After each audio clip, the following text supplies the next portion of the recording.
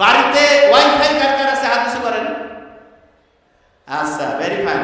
শুনেন, ওয়াইফাই যে রাউটার আছে না, রাউটার বেডরুমের মধ্যে যেখানে ঘুমান সেখানে ওয়াইফাই রাউটার কার কার আছে হাত উঁচু করেন তো। ওয়াইফাই রাউটার বেডরুমের মধ্যে, বেডরুমের মধ্যে ওয়াইফাই রাউটার রাখবেন না। রাখলে কি হবে জানেন? ইলেকট্রোম্যাগনেটিক ফোর্স ব্রেইনের মধ্যে ঘোষর মতো লাগাই দিবে, প্যাঁচ লাগাই দিবে ব্রেইনের মধ্যে। দেখবেন যে ঘুম ঠিক হবে না। মোবাইলে আপনি 15 মিনিট কথা বলছেন, মাথা গরম হয় না? Electromagnetic force. এইরকম এই যে মোবাইলের টাওয়ারের নিচে আপনি কথা বলবেন, দেখবেন যে ইলেকট্রোম্যাগনেটিক ফোর্স আপনার মেজাজটা গরম করে দিবে। তখন দেখবেন যে ঘুম আসে না, কেমন জানি শরীরটা ম্যাচ ম্যাচ করে, খোসর মোসর লাগে, মেজাজটা খিটখিট হয়। এইটা হচ্ছে ইলেকট্রোম্যাগনেটিক ফোর্স। দুইটা জায়গায় আছে, যে দুইটা জায়গায় গেলে ইলেকট্রোম্যাগনেটিক ফোর্সটা আস্তে আস্তে কমে যায়, আপনি শান্তিতে থাকবেন। তার মধ্যে একটা হচ্ছে কি জানেন? মক্কা শরীফে বলছি। আর একটা হচ্ছে সমুদ্র সৈকত। সমুদ্র সৈকতে ওইখানকার যে এনভায়রনমেন্ট, ওইটা ইলেকট্রোম্যাগনেটিক ফোর্সকে হচ্ছে নিউট্রালাইজ করে। সমুদ্র সৈকতে গেছেন কারা কারা? হাত উঁচু করেন তো। ভালো লাগছে না খারাপ? যতবার যাবেন ভালো লাগবে। কারণ কি? এই যে ইলেকট্রোম্যাগনেটিক ফোর্স সেইটাকে নিউট্রালাইজ করে। ঘুমের ওষুধ যে এত বাড়ছে, যেই দিন থেকে মোবাইল আসছে, টাওয়ার বাড়ছে, সেই দিন থেকে এই ঘুমের ওষুধের পরিমাণও বাড়ছে। ঠিক না বেঠিক বললাম? ভাইরাসের নাম শুনছেন? ভাইরাস, ভাইরাস শুনেন, মোবাইলেও ভাইরাস আছে, আবার এই জায়গাতেও ভাইরাস আছে। ভাইরাস আপনাকে যদি অ্যাটাক করতে না পারে, এই জন্য আপনার শরীরের মধ্যে ফাইটিং কোর্স আছে। শুনেন, আল্লাহ কি অসাধারণ। ভাইরাস থেকে একটা জিনিস শেখার আছে। আপনি মনে করেন যে এই মোবাইলটা ধরেন ভাইরাস, এইটা ধরেন ভাইরাস, এইটাকে আমি এই কাপের উপরে রাখলাম, কাপের উপরে এই ভাইরাসটাকে কাপের উপরে রাখছি। কাপটা কি একটা জীব না জড়? জড়, একটা জান নাই।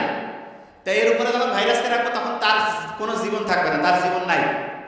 আবার এটাকে মনে করেন আমি আমার শরীরে যোগ করলাম, তখন এই জীবন ফিরে পাবে। যে ভাই এটা কি করছেন? হ্যাঁ, এরকম জিনিসকে বলে ভাইরাস। তার মানে সে যদি কোনো একটা বস্তুর মধ্যে থাকে তাহলে সে বস্তু হয়ে গেল, তার জীবন নাই। সে যদি কোনো জীব, কোনো প্রাণী, কোনো উদ্ভিদের শরীরে আসে তখন সে জীবন ফিরে পায়। আপনি এখন চিন্তা করেন তো, আল্লাহ যদি চায় দোজকের মধ্যে খালি ভাইরাস যদি সেট করে রাখে আর শরীরগুলা যাওয়ার পরে যদি অ্যাটাক দেয়, কি অবস্থা হবে? ভাইরাসের কিন্তু কোনো মৃত্যু নাই, জানেন? ভাইরাসের কোনো মৃত্যু নাই। কিসের পরে হয়? খালি সংখ্যা বাড়ায়, একটা থেকে দুইটা, দুইটা থেকে চারটা, এরকম করে সংখ্যা বাড়াবে, জীবন টানা নাড়া করে ফেলবে, একেবারে ধ্বংস করে ফেলবে। আচ্ছা, এখানে আমরা যারা আছে, আমাদের আব্বা আম্মার সাথে আমাদের বয়স সাধারণত 20 বছরের পার্থক্য থাকে না? এক কথা কেন? কেন 20? দই যে মুহাম্মদ সাল্লাল্লাহু আলাইহি ওয়াসাল্লাম সুন্নত এত উপকারী, শেষ করতেছি। দইয়ের মধ্যে ব্যাকটেরিয়া আছে, ব্যাকটেরিয়া। আপনি কি জানেন একটা ব্যাকটেরিয়া মনে করেন পৃথিবীতে আসলো এখন, আপনি মনে করেন একটা ছোট্ট বাচ্চা পৃথিবীতে আসলো, ওর আব্বা মা হইতে, ছেলে হইতে আব্বা হইতে, মেয়ে হইতে আম্মা হইতে 20-15 বছর বয়স লাগবে না? পৃথিবীতে একটা ব্যাকটেরিয়া যে এখানে আসলো, ওর আব্বা হইতে মানে ওর কাছ থেকে নতুন বাচ্চা আসতে কত বছর লাগতে পারে? কত আইডিয়া? কতক্ষণ? কয় বছর? ধরেন যে আমি এই যে তখন বক্তব্য শুরু করছি, ধরেন যে একজন ব্যাকটেরিয়া আসলো, 20 মিনিট পরে সে আব্বা হয়ে গেল, 40 মিনিট পরে সে দাদা, 60 মিনিট পরে গ্রেট গ্র্যান্ড ফাদার হয়ে গেল। তার মানে প্রতি 20 মিনিটে একটা নতুন জেনারেশন আসে। বুঝেন নাই তো? বাংলাদেশের এখন মনে করেন লোক 20 কোটি, যদি 20 মিনিট পরে প্রত্যেকের আরেকটা করে বাচ্চা হয়, তাহলে কয় কোটি হবে 20 মিনিট পর? হ্যাঁ, 40, তারপরে 80, তারপরে কত? 160 কোটি। ব্যাকটেরিয়া 20 মিনিটে আগে পৃথিবীতে আসলো, 20 মিনিট পরে সে আব্বা হয়ে গেল, 40 মিনিট পরে দাদা হয়ে গেল, 60 মিনিট পরে পরদাদা হয়ে গেল। আমরা আমাদের বাচ্চা কাচ্চা নিয়ে অনেক সময় অহংকার করি না? আল্লাহ ব্যাকটেরিয়ার মধ্যে দেখে দিছে 20 মিনিটে আব্বা, 40 মিনিটে দাদা, 60 মিনিটে পরদাদা। তার মানে কোনো কিছু নিয়ে অহংকারের কিছু নেই, সবগুলোতে আল্লাহ এমন মেকানিজম করে দিয়েছে আপনি অবাক হয়ে যাবেন। প্রত্যেকটা জায়গায় একদম ডিফারেন্ট। ভাইরাস যার নামের মধ্যে গেলে আল্লাহ যদি এইটা দিয়ে অ্যাটাক দেয়, শেষ। ব্যাকটেরিয়া, ও ব্যাকটেরিয়া মানে যে খারাপ তা না। আপনি যে দইয়ের মধ্যে দইটা কিনে খান, এটা ব্যাকটেরিয়া কিনে খান। ওই ব্যাকটেরিয়া কি করে জানেন? আপনার শরীরের ভিতরে, শোনেন, আপনার শরীরের ভিতরে কিন্তু হচ্ছে খাবার হজমের জন্য ওই দইয়ের ব্যাকটেরিয়াটা উপকারী। ঠিক তেমনি করে আমরা জমি চাষ করি না, যারা ফার্মার কৃষক আছেন, ওনারা যে ওই যে জমি চাষ করার মানে কোনো কিছু বপন করার আগে যে চাষবাস করেন, ওটা কেন করেন জানেন? ওইখানে যে ব্যাকটেরিয়া আছে সে যাতে আরাম করে থাকতে পারে। ব্যাকটেরিয়া যদি এক জায়গায় আরাম করে থাকে তাহলে ওই জায়গায় ভালোভাবে হচ্ছে খাবার তৈরি হওয়ার জন্য যে ফসল উৎপাদন সেটা ভালো হবে। আপনি মনে করতেছেন আপনি বীজ দিলেন, পানি দিলেন, উপর থেকে সূর্যের আলো আসলো, জিনিস হবে, ঘন্টু হবে, ব্যাকটেরিয়া না হলে কিছুই হবে না। আল্লাহ খাবার দাবারের জন্য দেখেন আল্লাহ কি অসাধারণ। ব্যাকটেরিয়া যেই কাজটা করে এই কাজটা আমরা অন্য সারটার দিয়ে যদি করতে চাই তারপরও আমরা ওর মতো ন্যাচারালি করতে পারবো না। আমার কথা কি বুঝাইতে পারছি আমি? তার মানে মাটিতে যে আপনার ফসল উৎপাদন হচ্ছে এইটার জন্য আল্লাহর রহমত হিসাবে 24 ঘন্টা প্রতি মুহূর্তে কাজ করতেছে ব্যাকটেরিয়া। তা আমার মতে প্রত্যেকটা জিনিস এরকম সায়েন্টিফিক্যালি আমরা যদি বুঝতে পারি, এবং এখানে যে অভিভাবকরা রয়েছেন শোনেন, লাস্টের 2-3 মিনিট আগে ওটা যাবে না, থামেন, সবচেয়ে দামি কথাগুলো আমি শেষে বলি। খাতা কলম আমার অবশ্যই খাতা কলম আনবেন, সব তো খেলারে ফেলাবেন, 80% গাইতে দিতে শেষ। এখন আবার রিক্যাপ করে দিই, শুনেন। কোন কালি দিয়ে লিখবেন? নীল। একটানা সর্বোচ্চ কতক্ষণ করবেন? 20 থেকে 25 মিনিট, সর্বোচ্চ 25। প্রত্যেক ঘন্টায় কয় মিনিট রিভিশন? ছোট বাচ্চা গেলে ব্রেন অ্যাক্টিভ আছে, এটা খাঁটি ব্রেন। আর বড় যত হয়েছে তত ধ্বংস, কারণ এই যে পিওর। Very nice, congratulation. 5 থেকে 7 মিনিট, 3 থেকে 5 মিনিট প্রত্যেক ঘন্টায় রিভিশন। 1 নাম্বার দিনে রিভিশন, তারপরে কয় নাম্বার দিনে? Very fine. তারপরে 14। প্রত্যেক চ্যাপ্টারের সূরা ফাতিহার মধ্যে কত পার্সেন্ট অংশ আছে? 15 থেকে 20। 15 থেকে প্রত্যেকটা চ্যাপ্টারে 15 থেকে 20% আগে পড়বেন, তারপরে বাকি পড়া পড়বেন এবং কন্টিনিউয়াস রিভিশন। আপনি যেটা হইতে চান সেটা হবেন না হয়ে গেছেন, সেটা বাবার সাথে সম্পর্ক কেমন? সব ভাই একসাথে থাকবেন না আলাদা? আর বাড়ির যত মা আছে, খালা, সকাল 10টায় উঠবে না 12টায়? 10টায় উঠবে, মূর্খ। ভোর 5টা 6টা সকালে উঠা লাগবে, কাম কি? যত বড় অফিসার হোক বাড়ির কাজ করে করা লাগবে। এটার কোনো অল্টারনেটিভ নেই, এটা একেবারে প্র্যাকটিক্যাল কথা সবার জন্য, প্রত্যেকের জন্য। এখানে একটা জিনিস বলি, অনেকে মনে করে আমি বোধহয় একটু মা ভক্ত বেশি, আর মা ভক্ত তো অবশ্যই বেশি। তবে আমি একটা জিনিস বলি, হাজব্যান্ডদের জন্য একটু বলি। অনেক আমার কমেন্ট আসে তো, এই লোকটা খুব গাঁদার লাগিয়ে দিছে।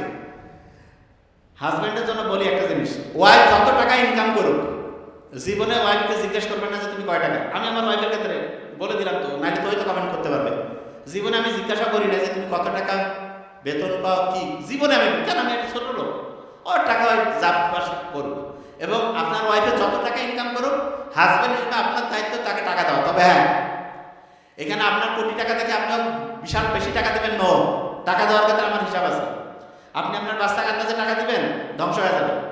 যেই টাকা লাগে তার চাইতে 20% কম দিবেন। মানেটা কি? লাগে 10,000, 8,000 দিবেন। লাগে 5,000, 4,000 দিবেন। যে ভাই এটা কি? কাজ করো, ভালো পরিশ্রম করো, ভালো ব্যবহার করো, অন্যের সাথে চমৎকার আচরণ করো, আস্তে আস্তে বোনাস পাবা।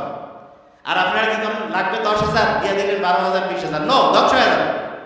এবং প্রত্যেক ছেলে মেয়েকে বারবার বলতেছি, এলাকায় আছে না, শোনেন, এই যে ছোট্ট ছেলে মেয়ে মেট্রিক ইন্টার পরে স্মোকিং করে সবার সামনে, আসসালামু আলাইকুম বলে থামাবেন। এলাকায় 2-4 জন বড় ভাই বলবেন যে ভাই তুমিও তো, আমরা একসাথে খাই, তোমার আব্বা আম্মাকে ফোন দেই, একসাথে বসে খাবো, ভালো খাবার। প্রত্যেক এলাকা থেকে যদি আমরা এটা শুরু করি, একটা ছোট্ট বাচ্চার ক্ষমতা আছে, হয় সিগারেট খাইতে পারে। আর কিভাবে সিগারেট খায়? কিসের ফ্রিডম? আমি ছোট বাচ্চার ফ্রিডমে বিশ্বাস করি না, অত কোনো বুদ্ধি নেই। কিন্তু কিসের ফ্রিডম? আর যখন বড় হবে তখন দেখা যাবে। আর আশেপাশে কাছে কোনো ফ্রিডম চলবে না। ওই বিড়ি খাচ্ছে মাত্র 50 টাকা না 300 টাকা জরিমানা। এটা জরিমানা করা উচিত ছিল 30 লাখ টাকা। বিড়ি কত ক্ষমতা হয়েছে সেটা দেখি, তোর স্ট্যাটাস কি সেটা দেখি। 30 লাখ টাকা জরিমানা হবে যে বিড়ি খাবে। এই বিড়ি খায় দেশটা ধ্বংস হয়ে গেছে। এত বিড়ি, এত তামাক আমাদের উত্তরবঙ্গে আছে, এগুলো সব বন্ধ করে দেওয়া লাগবে। তামাক সেক্টরের যে লোক, এগুলো সব অন্য জায়গায় শয়তানি সব ঢুকছে সব।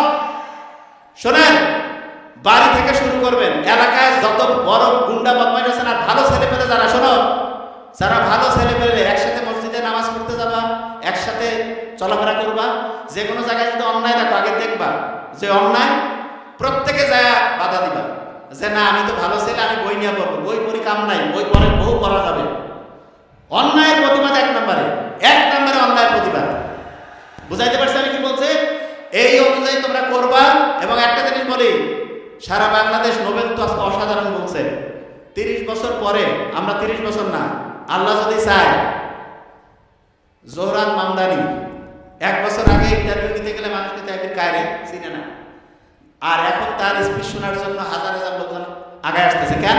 কারণ সত্যি কথা বলছে। যারা সামনে সারা দেশকে লিড করবে, আরেকটা জিনিস, স্টুডেন্ট যারা আছে না, প্রত্যেকেই পলিটিক্স করবা, প্রত্যেকে, আমি বলতেছি প্রত্যেকে পলিটিক্স। আব্বা আম্মা যদি কয় কবে নাবিল স্যার কয়ে গেছে, প্রত্যেকে পলিটিক্স করবে। তবে হ্যাঁ, শোনো, আগে পলিটিক্স মানে কি সেটাকে বুঝতে হবে। পলিটিক্স মানে পড়াশোনা 1 নম্বরে। ও বাবা, এখন না, পলিটিক্স মানে 1 নম্বরে পড়াশোনা, তারপরে অন্যায়ের প্রতিবাদ। পড়াশোনা না করলে অন্যায়ের প্রতিবাদ করতে পারবে না। তো যারা তোমাকে আইন কানুন দেখাই দিবে যে ভাই নিয়ম নাই, তোমার আইন কানুন সবচেয়ে বেশি জানতে হবে। সবচেয়ে তুমি বেশি জানো, সবচেয়ে বেশি বুঝো, সবচেয়ে সুন্দর বলতে পারো, সবগুলোতে সব পজিটিভ বৈশিষ্ট্য আছে। চোর বাটটা ঠান্ডা হয়ে যাবে, ভাই একসাথে গান্ধাম করতে গেলে গান্ধাম লাগাই দিবে। আর তুমি হচ্ছে মূর্খ। শোনো, আন্দাজে বুদ্ধি আগে করতে হবে, তোমার শক্তিশালী হইতে হবে। ইসলাম শক্তিশালী হইতে উৎসাহিত করছে। এই জন্য ইসলাম ফজর থেকে শুরু করে এশা পর্যন্ত নামাজ, রোজা, এই নিয়মগুলোর মধ্যে থেকে তুমি তোমার নিজেকে শক্তিশালী করবা, তোমার তারুণ্যের যে শক্তি সেটাকে ভালো কাজে লাগাবা, এবং এমন অসাধারণ হবা তুমি, যেই দিকে যাবা তুমি নিজেই একটা ম্যাগনেট হয়ে যাবা। Thank you so much. আসসালামু আলাইকুম।